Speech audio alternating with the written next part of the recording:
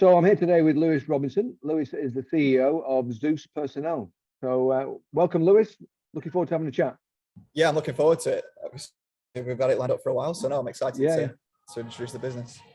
Good stuff. Well, tell us a bit about Zeus then. What's it all about? Yeah, so Zeus is a business that I started 5 years ago. The timing of starting the company just seemed perfect. I had a newborn baby at the time, and I had a job that I was working obviously in Manchester, so the commute was a bit excessive. So the timing just seemed to align perfectly in terms of setting up my own business, and it was an ambition I'd had for a very long time, to be honest.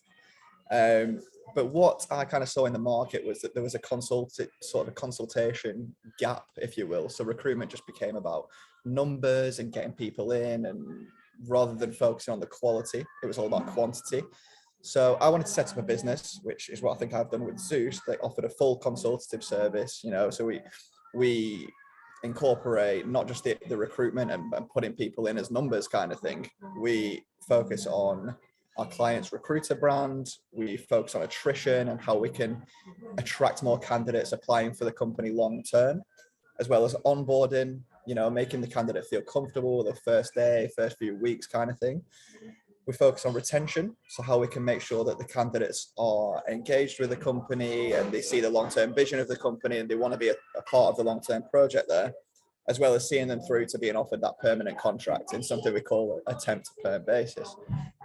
So Zeus Personnel, in a nutshell, is a recruitment company, but I much prefer to call us a recruitment consultancy.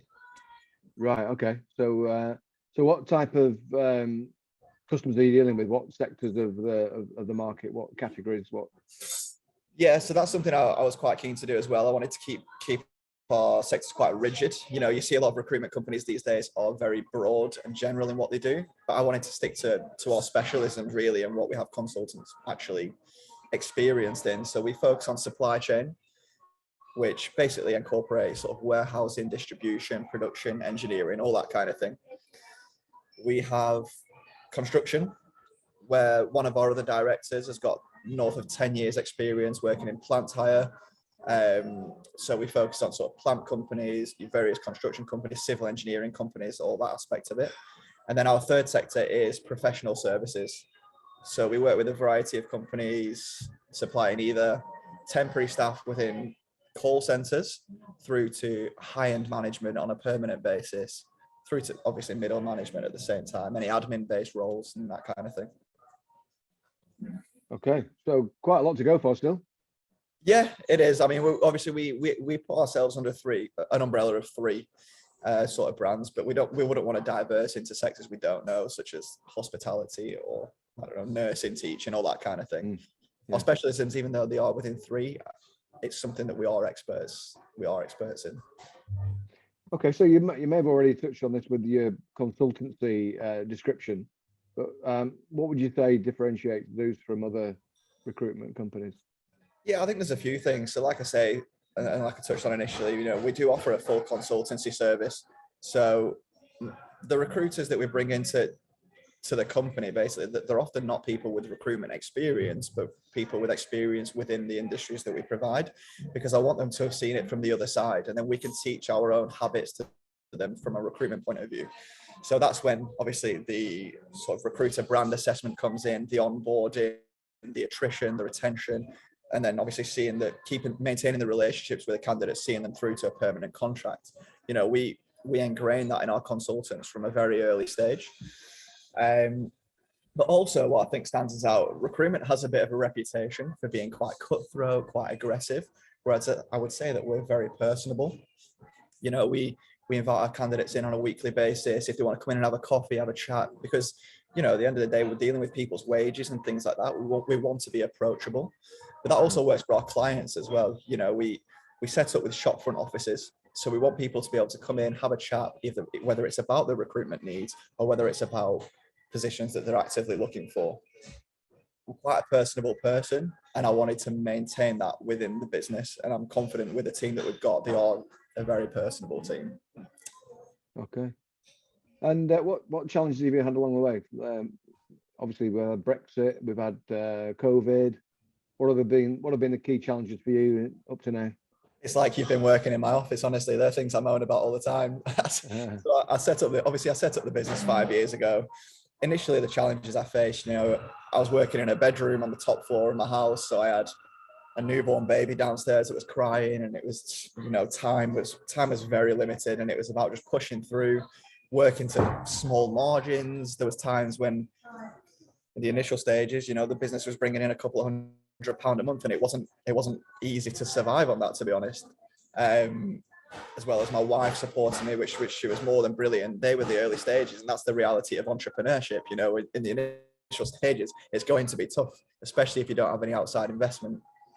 But on top of that, yeah, we've had COVID, we've had Brexit, which, dealing with the industries that we deal with, we rely on a lot of labor from overseas. So it's been, an adaptation, getting used to the legislation from that kind of, the changes that have come about from that, whether you agree or don't agree with it, it has been a challenge. We've had, the industry alone, if you go to Taunton, for example, where the salad fields are and strawberries and things like that, there's nobody to do those jobs now. So it's been about sort of where you can source labor from elsewhere, and created incentives for people to do that kind of work. And then on top of that, allegedly, we're now going to be facing a recession. I'm still waiting to see that happen, but who knows, kind of thing. So yeah, we have had a few challenges along the way within a short space of time, for sure. We were lucky during COVID because we do supply the food industry, and obviously that was an industry that didn't stop. We have a heavy presence within the dairy industry, to be honest. It wasn't something that I'd initially planned on, but it seems to be something that we get many referrals for because we're very good at it. So we were lucky in that respect that we could keep going on that front. Yeah. So what sort of things did you have to do, and what changes have taken place as a result of all those challenges that you had? It's been frustrating because we get to a point where, year on year, we have steady growth, but then it's like we get to a point where you've got to all of a sudden consolidate, reduce your costs, and start focusing on, which isn't a bad thing, to be honest. Some positives have come out of COVID and things like that as well, but it's become sort of focusing a little bit more on quality rather than quantity, not overstretching our resources, and kind of just scaling back on that front, making sure we're keeping a high profit percentage rather than just a scattergun approach, I guess. It's been about working smart more than anything. I know people have been working from home. We have offered flexible working, but I think what we struggle with in our industry, a lot of what we do relies on communication within the teams, and it doesn't matter which way you look at it. The communication is always better when everyone's sat across from each other.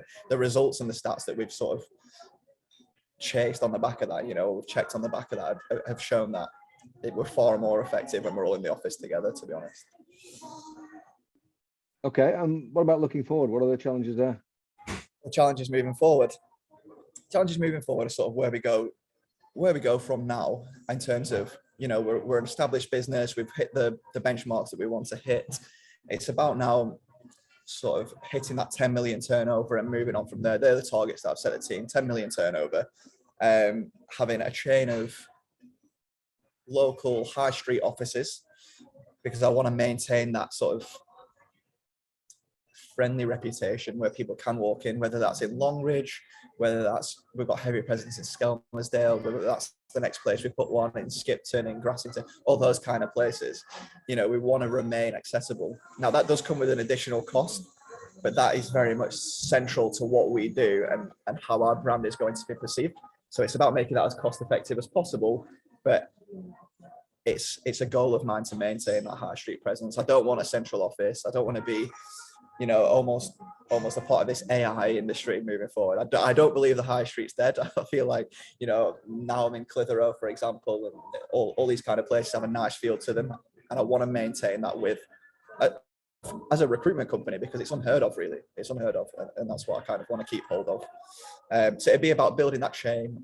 We've got heavy presence in the north of England at the moment. We've got a few clients in the Midlands, but it's about becoming nationwide and having a good spread of offices in the right locations, built around our client base. Sounds exciting.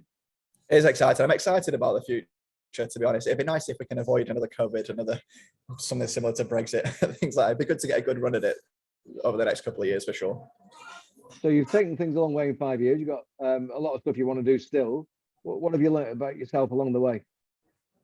What I've learned about myself is I've got a real determination to keep going. You know, there have been challenging times, as we've highlighted, especially in the early stages. You know, it would have been easy to go and get a senior position at another recruitment company, which paid well, but instead, you know, I stuck at what I was doing. I've got a real passion for entrepreneurship, which I never really knew I had. I always knew I'd have my own business. I always knew I'd definitely give it a go, but I never knew that the passion that would bring me. And that shows, obviously, you know, with the other businesses that I now have as well. But I very much get excited by a project. And in terms of what I would do differently is similar to the obstacles that I faced during COVID. I would focus more on the quality companies rather than quantity companies, because we have walked away from certain clients, you know, and it's not just about recruiting the staff and the quality that you can provide, but it's also about communication from your clients. And if you're not getting the communication or the buy-in from your clients, I feel like we can't offer our best service, which is the only service I'd want us to be able to demonstrate. So there have been times where I've had honest conversations with people and I've said, I don't think we're the right fit for you. So I'm not scared of doing that. But in terms of what I've learned about myself, is that I've got a real passion for entrepreneurship, and it's not going away. It's not going away. Good. Well, Lewis, I wish you all the best in the future. Sounds like a very exciting one mapped out already. Yeah, thank you. And hopefully we can catch up in 5 years' time and we'll see where we're at then. Absolutely. All right, Mick.